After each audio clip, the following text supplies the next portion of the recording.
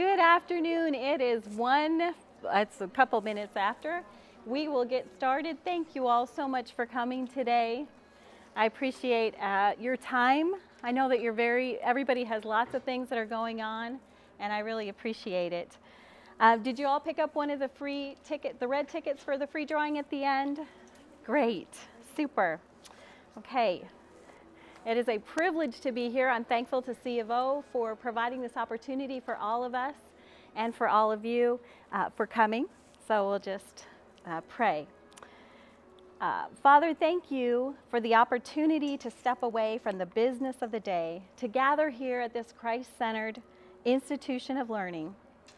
I know, Father, that everyone that's here is very precious to you because they are doing a mission, Father, which is very precious to your heart, and that is educating children. It's not always an easy job, but thankfully, Father, we're not in this alone, and you are the master teacher and the solution creator. So I ask that you give me wisdom today as I share, and allow each one here, Father, to take something that would be helpful to them as they work with their students. Thank you, Father. In Jesus' name I pray, amen. Of course, we all know the reason why we're here is, the bottom line, is to help our students know God and to make Him known to others. I don't know if there's any homeschooled moms in this room. We do have a classical education community here in Branson. I know that's their motto. Carrie Thompson's involved in that. She does a great job. But do we have any homeschooled parents? Any home? No, not at this point. Hey! Glad to see you. Great to see you. And great to see you at all.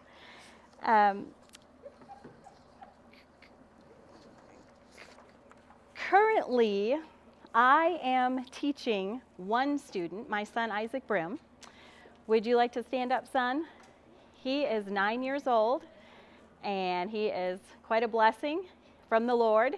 He had some challenges starting out, but he's doing great now, and he is a blessing. And he will be my assistant today to help with this. Thank you. He's going to help with PowerPoint, and he'll be my timer. Keep me on task, right? So my name is Lynn Brim, and I did not always have just one student. There was a time when I taught in an inner city school. I graduated from college at the University of Minnesota and ended up accepting a teaching position with an inner city students. I had an opportunity to teach in other places, but I just really, after I prayed about it, I really believed that was where I was supposed to spend my time with those students. The students that we had at that particular school, it was classified as 5%, the lowest 5% actually in the state of Minnesota. And Minnesota, they just had I think, a record snowfall for February, and they ended up, they would come to school. Sometimes you would see their feet, they would not have even socks on, and it was very cold. Sometimes they would come to school in the same clothes, their hair. They wouldn't be brushed, washed, things like that. So a lot of different challenges for the students. And it was high crime. I will show you just so you get kind of a feel for what the students there were dealing with. And the only reason why I want to show this is if you are facing a challenge, I just want to try to encourage you, because if these students, in all of the disadvantages that they had, this program worked for them. Nothing else did that. But this program worked for them, so I just want to be an encouragement. That was his classroom, his kindergarten classroom, and you'll see some of the same components in this program there. And here we go. Here at home, set up this bonfire outside the school. Parents, students, and staff from Lucy Laney Elementary in North Minneapolis stood before the City Council for the first time, showing council members violence through a child's eyes. Lindsay Siebert and photojournalist Ben Garland continue their year-long series, Lessons from Lucy Laney. It's not safe to play back here. At 6 p.m., when they're shooting, letting off 30 rounds, any one of us could have been hit. A bullet is still lodged in my siding and forever embedded into Diana Pastrana's memory. You just automatically in your head start counting. You start counting the rounds. The panic of her family caught in the crossfire of 3 shootings since moving to their Oliver Avenue home this summer. And recently, more gunfire 2 blocks away. Well, I heard 3 or 4 shots. Outside the doors of Lucy Laney Elementary, where her 4 children go to school. I immediately wanted to go hug my children and apologize to them.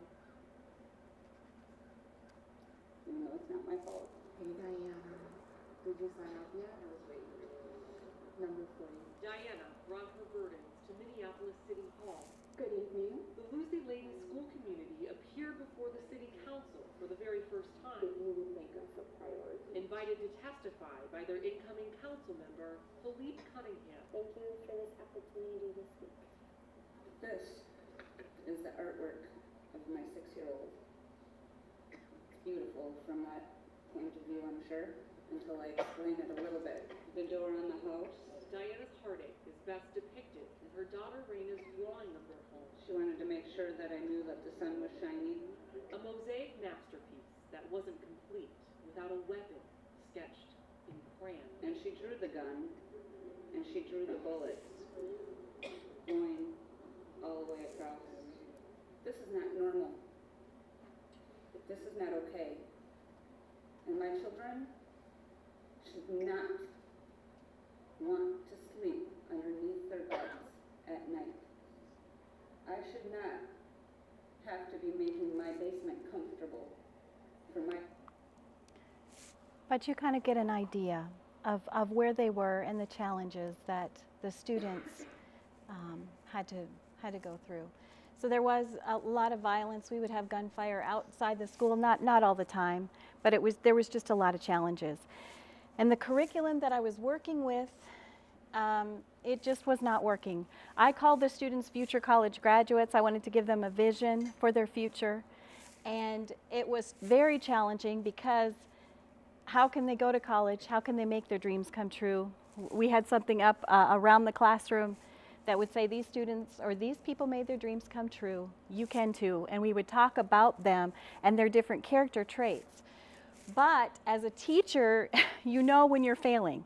And I was failing my students. They were not learning how to read. And so how can you give them the tools that they need to accomplish this vision and maybe, get to something better in life? So it bothered me because my own teaching failed me. University degrees failed me. The district mandated curriculum which we had, which was something the university at the time taught me, so I was very familiar with it. My practicum experience, we used that as well. They don't use that anymore. It's whole language. I don't know if anyone's familiar with that, but they don't use it anymore in Minnesota. But at that time, as a new teacher, I did not know that. And so you're working diligently and it's not working. So I cried out to God, and He answered me. So, in all your ways acknowledge Him, He will direct your path. So He answered me, and this is the result of that prayer. The curriculum is fun to teach for the students, and it's fun to teach for me, and it's also fun for the parents. The principal came into the classroom, and she said to me at the end of the testing season that we had, I was at a store. I should tell you, I went to a teacher supply store after praying, and I overheard some people talking in the next aisle, and they were talking about this program. And so I thought, I need to talk to her because it sounds like this is a great program. It's fun, it works. And so I talked to her, and this was the program. So I got the program, I implemented it. The seasons in the school, changed. You entered into the spring testing season, and they took their tests, and I was working late one evening, and the principal came into my room, and she said, "What are you doing in this classroom?" It's like, uh-oh. And I thought I was in trouble because I did use what the district put out there to use, but, I just did it quickly, and then I went on to this other program. So I explained to her everything that I did, and she said, "Your test scores with these students are higher than anyone else here. I wanted to know what you were doing, and I want this curriculum for the school. We're going to get this curriculum." So that was a personal testimony just from myself, the results that I saw. And sometimes you can run into challenges. I don't know if any of you have seen this book, Lessons from Nature for Youth. It is from a classic. This is a reprint of a classic text, an 1836 classic. But they use stories from God's creation to teach the children character. And there's one item in here, and I guess in the time-honored tradition of grammar school, it is after lunch, right? We usually do story time, if that's okay. So this is on the ant. What we fail to do at once may yet be accomplished. So if there's a goal that you have in your classroom and it's not meeting, you may already know this. I'm just trying to encourage, and I didn't know who would be in the audience today. If you were like me, there was a point in time when I was like this. So these, by the way, I heard the publisher say they're true stories. And the celebrated conqueror Timur the Tartar was once forced to take shelter from his enemies in a ruined building. There he sat alone for several hours. After some time, desirous of diverting his mind from his hopeless condition, he fixed his attention on an ant, which was attempting to carry a grain of corn, larger than itself, up a wall. Its efforts, however, were unsuccessful. Again and again, it strove to accomplish its object, its goal, and failed. Still undaunted, it returned to its task, and 69 times did Timur see the grain fall to the ground. But the 70th time, the ant reached the top of the wall with its prize, and the sight, said the conqueror, who had just before been despairing, gave me courage at the moment, and I have never forgotten the lesson it conveyed. Nor should we forget it. We should see if a thing is worth doing, and if it is, and we fail, we should try again and persevere until it is accomplished. If an ant were not discouraged by 69 failures, when should we as educators or our students be discouraged? So, that was the start of that. The person who, there's that book, but the creator of this program, she told me as well, just so you have a little bit of background on it, she too had a situation different from mine. She was working in a Christian school in a suburban setting. She said they already had a program in place. It was phonics. And she said when she went into which is great, right?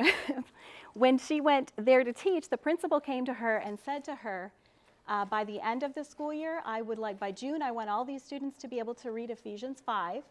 So she went home. She said to me, somehow the previous teacher had plowed through the curriculum and she'd gotten the job done. It worked, but it just wasn't fun and it wasn't easy to teach. And so she said, I went home and I remember exactly where I was. I was washing my kitchen floor. I was crying and I asked God for an answer. Please give me something that will make these phonics rules easy for the children. So the answer that he gave to her, she said, was sing, spell, read, and write. This program here. And he told her to write a song. One song turned into 3 songs, which turned into 17 songs, which we know in classical conversations, that is what works great, singing for grammar students. So she also said that she found out that there were 36 steps to reading, that if anybody, 3 to 103, would learn those steps in sequential order, that they would read.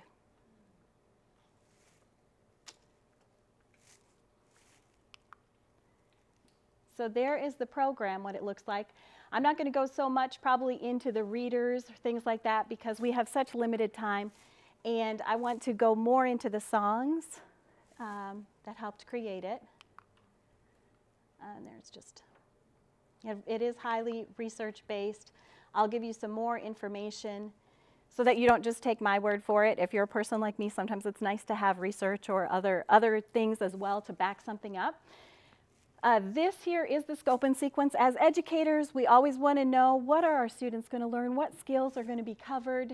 And so you can see the scope and sequence here. They have the pre-K, the K, and a level 1. This program also, if you are in 5th grade or if you know someone who is 3rd, 4th, 5th, or higher. Is there anybody here like that today? No. You? Oh, 3rd grade? Okay. At the end, she just started a new program. It's called Winning Reading Boost, but it kind of makes things a little bit, you know, the songs have been adapted for the older students. So I can show something quickly. So here are quotes from some other professionals. I'm not going to read these all, but here's a reading teacher in California. She said, we are reaching 99% of these children. And if you have a student who isn't reading, one of the first things that I would check, that 1%, is that do they have any vision problems or hearing problems? We had a student where the words would get all mixed up on the pages. Very intelligent child, but just didn't like to read, and that was causing that. Here's a teacher in Indiana. She's so excited. Their faces shine. They don't even look the same. They're happy. That's what I found out about this program. The students love this program. It is fun. There's joy in learning and joy to teach it. Here's a special education teacher. So this does work with here aphasic, trainable, mentally retarded, autistic. It always works. And that was something the creator asked me too. She said, is there ever a time when you experienced that this program did not work? And I said, no, it always worked. At different speeds, yes, some students were, learned quicker, and others it took a little time, but it always worked. And here, before I came across this technique, it seemed like I was literally tearing my hair out trying to find ways to deeply involve the children. Here's a professor also that talks about the approach.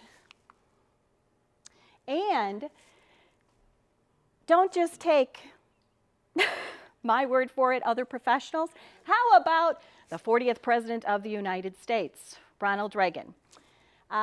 Here was a note that he sent the creator earlier on, and I'm going to show you a clip. Also, I don't know if anybody here is familiar with Pat Robertson of the Christian Broadcasting Network. Okay. Through the CBN Heads Up initiative, and you will hear in here President Ronald Reagan, Bob Sweet reads it, but 1 million were taught to read using this program. So it's not an isolated success in one classroom or a handful of classrooms. CBN has joined forces with the creators of a revolutionary reading program, Sing, Spell, Read, and Write. The resulting program, Heads Up, is establishing literacy centers in inner-city areas around the country. The goal is to teach millions of adults and children to read. Teachers who have used Sing, Spell, Read, and Write are impressed. This works. I wish we were starting this program. I just can't see using anything else. It's exciting, it's fun, this is the best. Using an intensive phonics method, Sing, Spell, Read, and Write has met with phenomenal success. Program developer Sue Dixon explains. I rather backed into it. It took me many years to discover how much we are underestimating the ability of our children. If we motivate them, if we teach in a specific sequence so that each step is built on the previous step, and we're not skipping over steps, every child can learn to read. In Pittsburgh, a summer reading program had typical results. One girl's reading ability improved by 5 grades in a matter of weeks. Using games, songs, and storybooks, the program guarantees to teach reading in 36 steps. Not only do people learn to read, they have a great time doing it. Hundreds of public and private schools in all 50 states have used Sing, Spell, Read, and Write, and always with excellent results. In New York, it was exciting. It's great. Fantastic. Fun. It's excellent. Detroit. I think it is the most fantastic program that ever came along. Houston. I can't say enough for it. I just thank God that there's a program that's going to help people. In Detroit, his enthusiasm over the Heads Up program prompted Mayor Coleman Young to award CBN President Pat Robertson the key to the city. In Chicago, renowned educator Marva Collins explains why she used Sing, Spell, Read, and Write in her West Side prep school. We certainly must not allow the American dream of excellence to flicker away. Also in Chicago, Deputy Executive Secretary for the Domestic Policy Council, Bob Sweet, read a message from President Reagan. I am confident that Sing, Spell, Read, and Write can significantly reduce illiteracy and thus enrich many thousands of lives. In Norfolk, Virginia, inmates in the city jail spent 8 weeks in the Sing, Spell, Read, and Write program. Prior to implementation of the program, the prisoners' reading skills ranged from 0 to an 8th grade level. After the 8-week session, all of the prisoners showed marked improvement in their reading skills, with the minimum gain being 2 grade levels. When I first came in here, I didn't know how to read, and I didn't even know the alphabet. And now I can sit down and read a book, you know, break my words down, and I do know the alphabet now. Well, it actually helped me to pick up my word pronunciation, it's improve my reading, and it has helped me to put words together. Sing, Spell, Read, and Write, used 1 hour a day for 6 weeks, covers the various aspects of reading that most other programs take 6 years to cover. It has been used successfully for home tutoring, to teach English as a second language, and for remedial reading programs. Teachers report that it has proven successful in their work with autistic, aphasic, dyslexic, and trainable mentally retarded children. So here is that quote from President Ronald Reagan. And Isaac, what did you think of the program? I really liked it. It was fun. And You can stand up. Sure. it was fun, and it was always learning ability. And the books, they had books, and you couldn't wait to read the other book. And it was so learning, and you could figure out, oh, here's another word, like that has the same sound that you're looking for in the book. And it was very exciting and fun to do. And it was always Thank you. Very exciting and fun. Would you please go to slide 23? Thank you. So fun. And as an educator, we want to try to make learning both irresistible and fun. And that was one thing I found about this program. It is those things. I don't know, there is something with that initiative where they had pre-K students that closed the reading gap. I don't know if we have anybody here in this that is younger. If you have an interest in seeing that, it's also part of that same initiative. More background, if people know anybody that would be in this level. Yes, ma'am. I'm pre-K. You're pre-K? Okay, super, super. This will help you then. Hello, we're the Care Bears. We're a special group of clever, round, snuggly little bears whose job it is to help. Christian Pitts just turned 4 years old, and already she's reading on a 3rd grade level. This accomplishment has come about thanks to the efforts of the Carnegie Church of God Nursery School in Memphis, Tennessee. The method that is producing such significant results is CBN's Heads Up program, Sing, Spell, Read, and Write. Teacher Ann Bryant admits she was skeptical at first, but soon became a firm believer.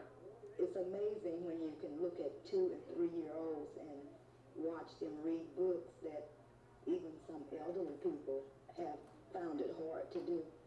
And so that's basically why I got into the program, because I saw so much potentials for young children. The 17 children in Ann's class, ranging in age from 2 to 5, are considered hyperactive. Because of the heads-up format of songs, games, dance, and lots of fun, the extra energy has been channeled into constructive learning. In just 8 months, their progress is truly amazing.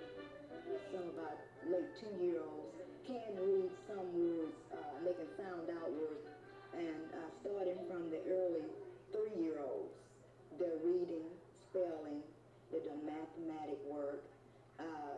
We have some that's on 3rd grade levels, reading, 3rd grade levels, mathematics, and spelling too.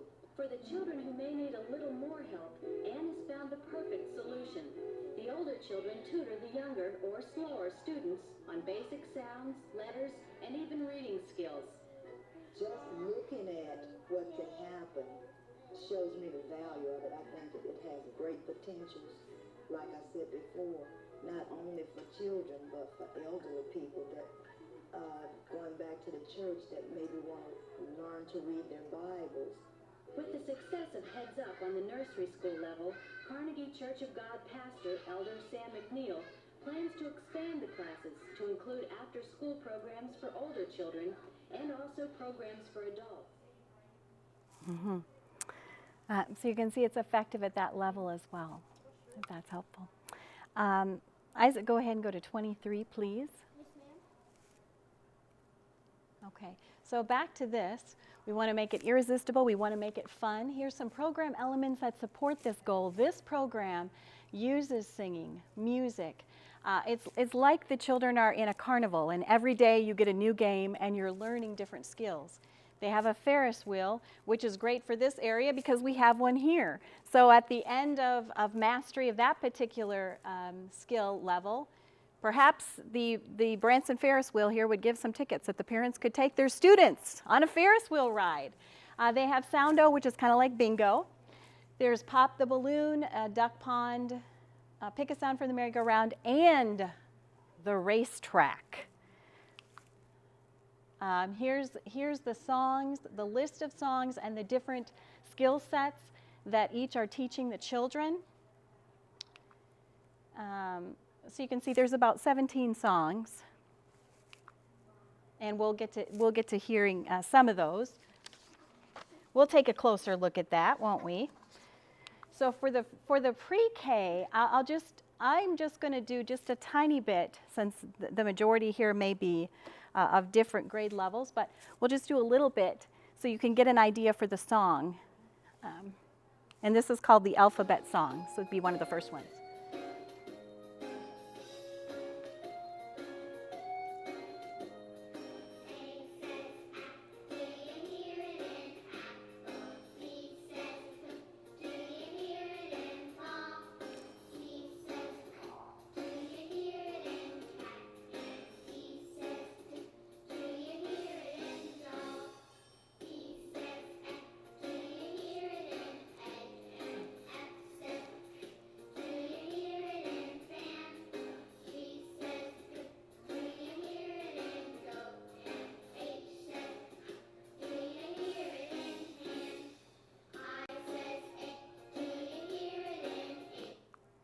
So you kind of get an idea. And this here then would be for your level. That's theirs.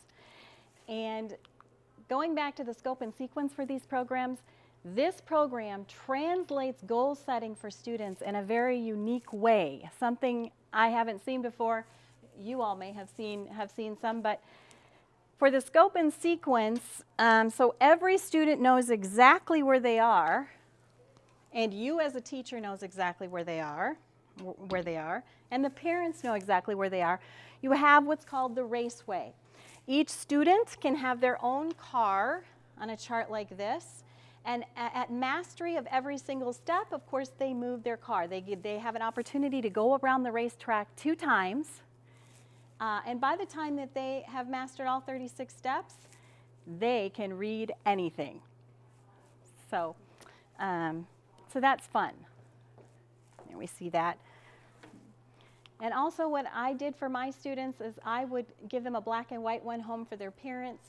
At the end of every step that they accomplished, they could color it in. So they could take it home and they could show mom and dad exactly where they were on their goal to reading success. And it's easy for you as a teacher when you have so many students. And the enthusiasm that generates, let's take a listen.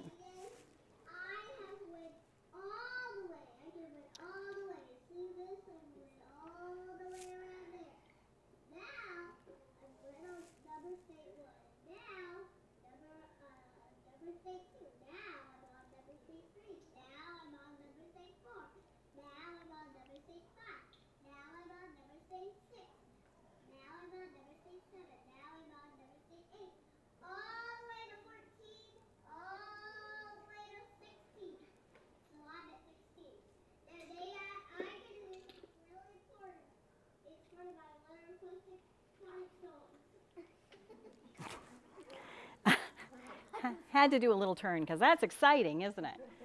So a great way to track progress with that. And it's fun because what child doesn't want to use a toy and go around the racetrack? So the first book in the program is actually the Off We Go book, and that one would take the first 6 weeks of first grade. It would take probably longer if you were in kindergarten. And I'm sure you all, I don't know how many of you have seen this one, the Butterfly Alphabet book. I just have to do this just because I love this book too. But it has all the different wings of butterflies that God has created. Here is a birdwing butterfly, and you can see it has the letter A. So, and it just goes through and it has different, so it's a great resource as well to follow along with this program. Let's see if we can go here. So with this, what you're learning, they're going to be learning about phonemic awareness, phonological awareness. And the neat thing about this program, as the students are learning all the letters of the alphabet and the sounds that they make, for the manuscript writing, the program is fun as well because what you tell the students, for example on this one, put your pencil on the start dot, please go straight down to the floor and stop. Put your pencil back up to the start dot, go across for his hat, across for his belt, and across for his feet. That's Mr. E. And you can do the sounds. And of course, if you're very creative, it is scripted for you, but if you're very creative, you can make up your own or have some older students make up their own stories for this. And it is fun because as you're doing it too, I would do it with my students. We would do it all together. You could start, at the start dot, go straight down to the floor, pick your pencil up, go back up to the start dot and slide down the slide. Don't go under the ground. Remember, when you slide on a slide at the playground, your feet don't land in the dirt. So make sure you stop there and don't go up in the sky where the birds fly. So make sure you stop at that top line. But it's fun for handwriting, and I think somebody after me is doing handwriting too. So, but it's great. And then on this, they're using puzzles, and every child likes puzzles, or at least some type of a game. This was something Isaac did in kindergarten. So there's a puzzle there, and there's a dot to dot. So again, games which children enjoy.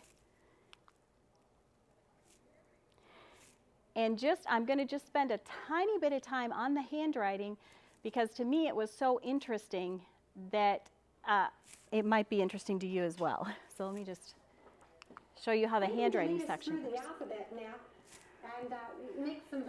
This is the creator of the program, actually, Sue Dixon. Big letter A, I tell the children we start up at the ceiling, we go down the sliding board to the sidewalk. Go down the sliding board in the other direction and cross it in the center. Now, we're going to make little letter A. Watch very carefully. We do not start on the line. A lot of teachers were taught, start on the line, end on the line. Don't do it. I'll show you why. We're going to get under the line. Make it under the line. Go up to touch that center line, down to the sidewalk, close it up, and straight down. Have the children practice that in the air. Get under the line first, up, around, touch the sidewalk, and down. Why do we do that? Because if they start on the line, look what happens. They start up here, they go around, form their circle. Now they can't come straight back down. They have to move around to the side to come down, and you get letters that look this way. Or you get letters that look like this. I know you've seen those. But what we want is the kind of writing that will lead directly to cursive writing. If you form the letters this way, your children can move into cursive writing without a problem. Remember, the first movement is up, around, and straight down. Letter B, big letter B, down to the sidewalk, around for his big tummy, and a big chest, and around for his big tummy.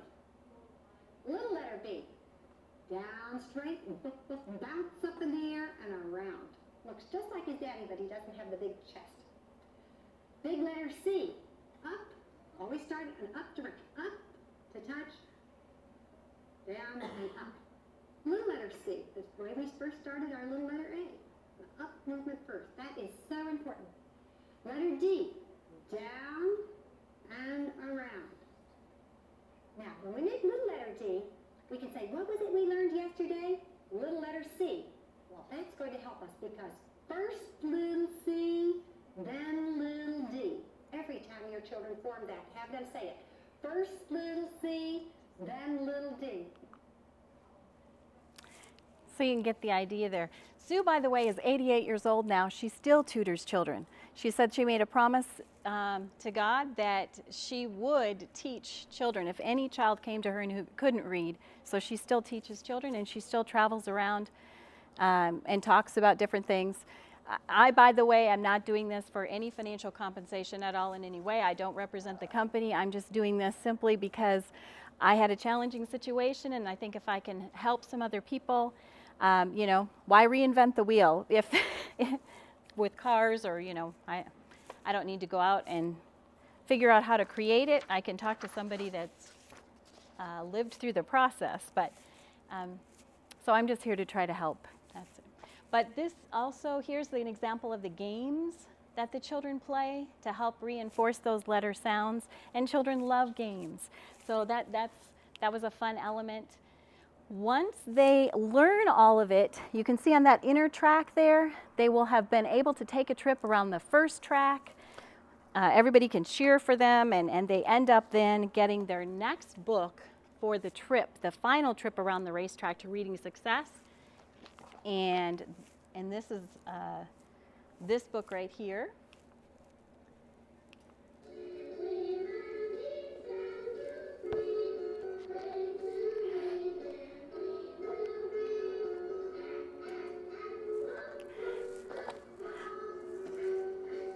So students can do this with you in their books. You can have a student do this with your teacher letter cards.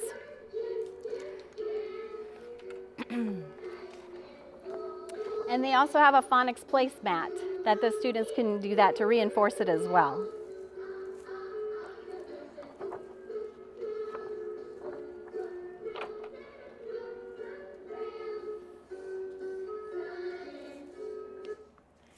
So you get the idea of that. And there's a classroom setting.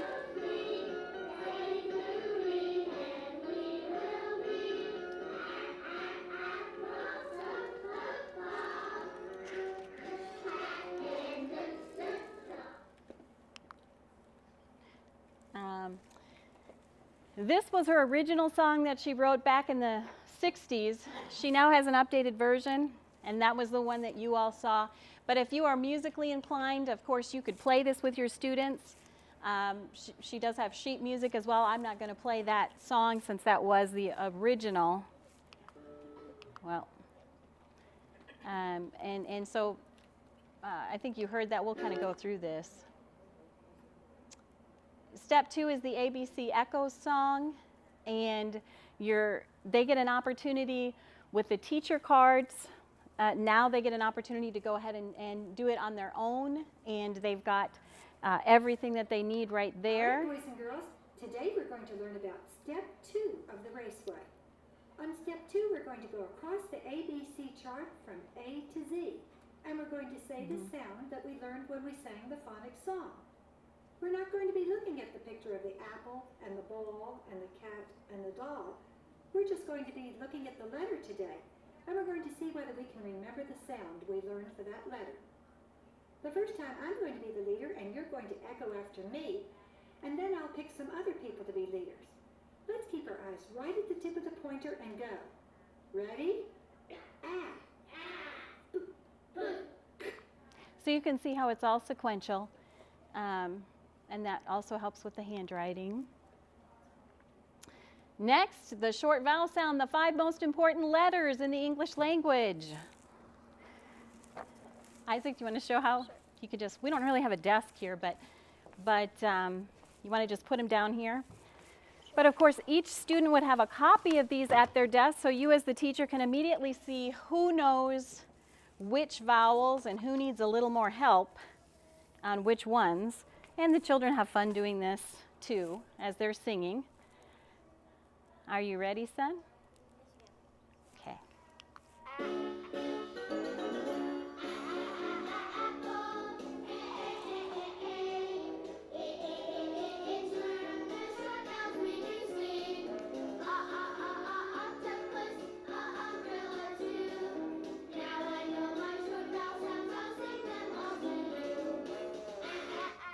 Great, great, great. Good job.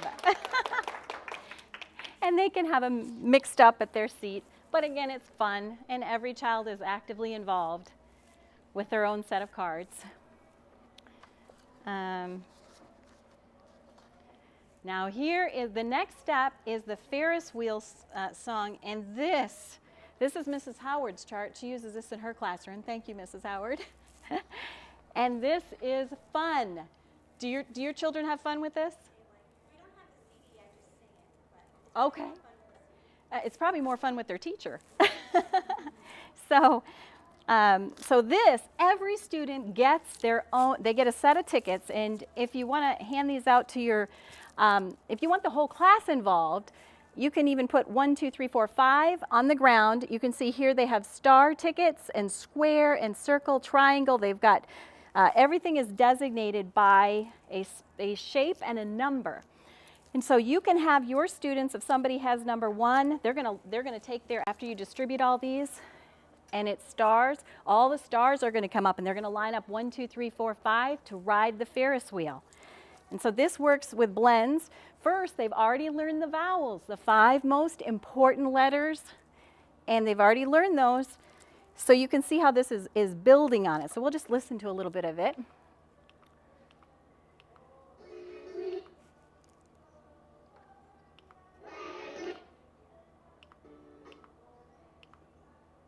Well, we'll get a little replay here. I'm not sure how that. Thank you. There we go.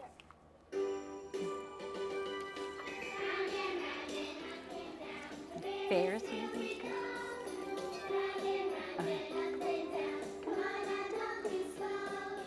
Have your ticket in your hand.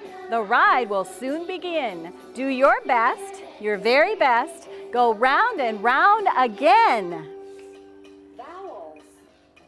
A, I, a, ah,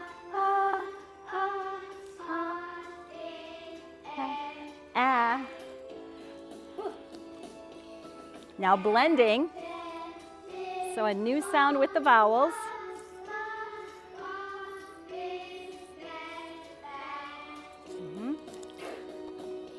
This one's a little different because you turn it here.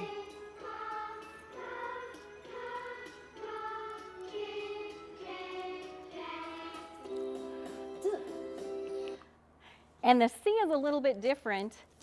And usually I just tell the students that it's like K for kitten and kittle, or kitten, but it actually, the C makes the S sound in front of scent or circus, but we get to that later.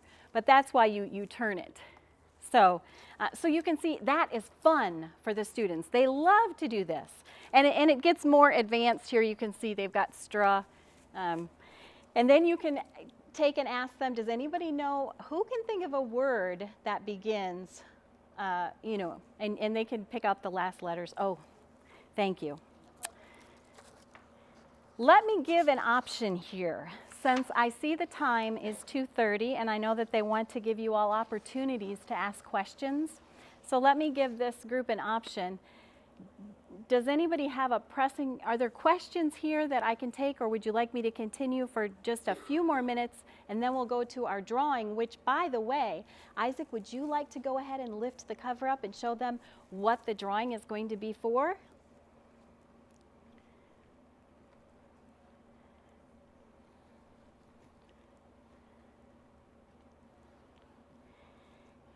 It is going to be it is a homeschool kit, but this is exactly what I used when I ended up purchasing it for my classroom. I just had to make modifications.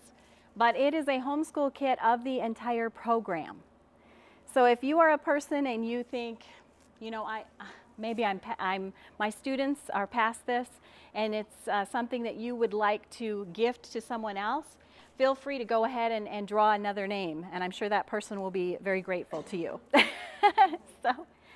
So what would the group like to do? Yes, ma'am. The long vowel song? Yes, ma'am. Okay.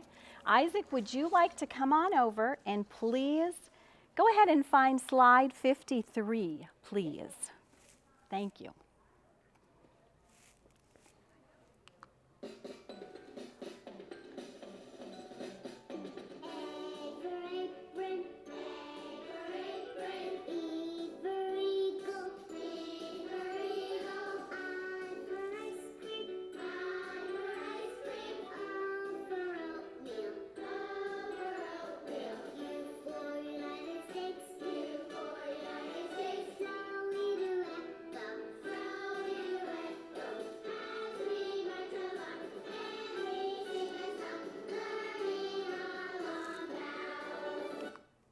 And they also have cards for that too, that they can hold up at their desks. Yes. And let me go to 52. Once they learn all the letter clusters, they have something like this. It's called Pop the Balloon. And in our class, we put up the balloons with those on it, and the students would come up individually and they'd clap their hands whenever they popped it. So it was kind of fun. And they also have another thing here. There's a duck pond. You know, we got one of those little tiny kiddie pools with the plastic ducks, and we put them on there, and the kids could. It's fun. Is there anything? Does somebody else have another question? Or yes. What age range is this for? This one here, you could use this. It is probably designed best for kindergarten, first grade. But as you saw with the CBN initiative, you can adapt it. 3-year-olds, 4-year-olds, it can be adapted. She has also brought it down to a different level. You could choose that if you wanted to get the pre-K kit, but you could use this kit for your pre-K. And for the older students, let's just show, Isaac, would you please go to slide 58 really quick, just so you can see Sue Dixon. There she is. And then go to slide 60, please. Actually, let me change that up a bit. For the older students, she has created Winning Reading Boost. And I'm just going to do this really quick. They have a raceway. They've got 4 winning events that the students try to win. And it can be used as a 90-day intensive if you have an older student, so they're not in the program long and they see results. So here we go, the mile 1. Let's see if we can just play a little bit of that. Okay, she worked with the University of Florida for the older students, new arrangements for the songs.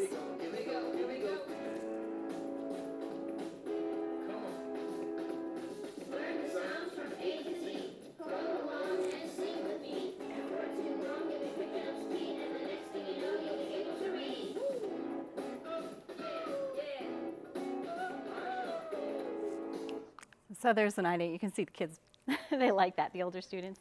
After they pass that, they get the breakaway book. There are those books over there. Isaac, would you like to go get those books?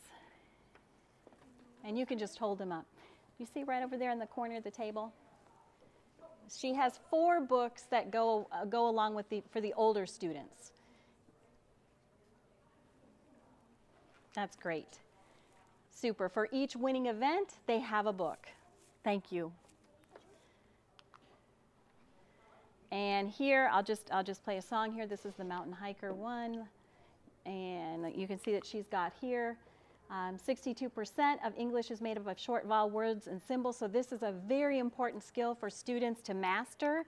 And for the older students, we'll just do this one.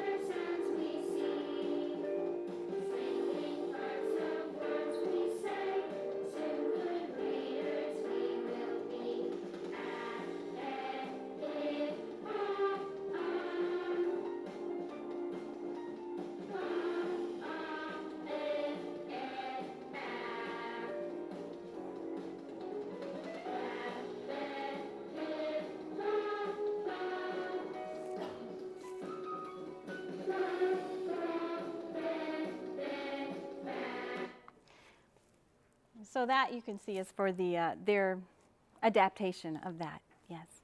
So, and of course, full circle, getting back to why we're all doing this, is so that our students can read the Bible, hopefully for themselves. They will get to know God for themselves. That picture, by the way, was drawn by an 8-year-old girl. Her name is Akiane. I don't know if any of you have ever heard of her. CBN carried that as well. Akiane. You've heard of her? Okay, yeah. And she didn't have any formal training. Her parents were from communist countries, and she said God taught her, didn't she? Yeah. So, but here we can see even the early education in our nation, with all of the top schools here, the Ivy League schools, everything that their mottos. Yale, I thought was neat. Their motto is light and truth, light in Hebrew, and truth is written in Latin. So for those students in Latin too, this is another thing. They might have fun with that. But all of these, a voice crying out in the wilderness, that's definitely from the Bible. But just interesting facts I found. Are there any questions that I can answer or other songs that I can play around that racetrack? There's so much to this program, but the kids love it. And it's easy to teach. Okay. I think we are at time exactly, 2:40, so we have 5 minutes, so it's prize drawing time. Would you like to go, Isaac, and get the treasure chest and go bring it to somebody and let them select?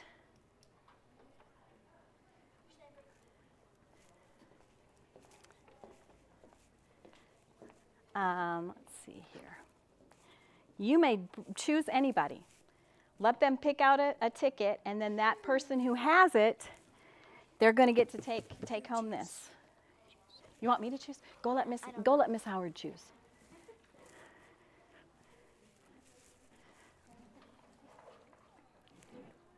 Who's winning today, Miss Howard? So am I reading the number? Yes, please. And everybody look at your ticket, and if the number matches. Oh, you don't? Do you want one? Do you want to put it back? And does anybody have any objections if she puts it back? Or no, you're good, okay.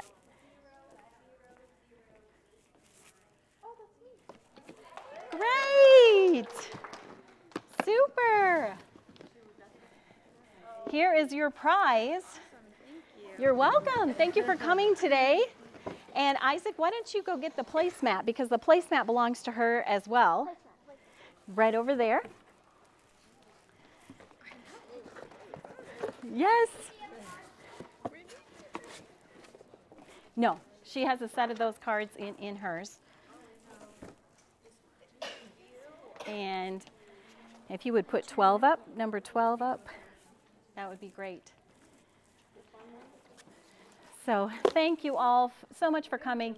And you know, I heard a statistic, because I'm sure we've all been probably stay-at-home parents at some point maybe. They said, as far as the value is concerned, they said that you figure 168 hours, but if you had to hire out every job that you all do or have done in the past, right, it would be 6 figures. And that didn't include teaching full-time. So I just want to thank all of you for what you do. It is so valuable, and these children are so valuable.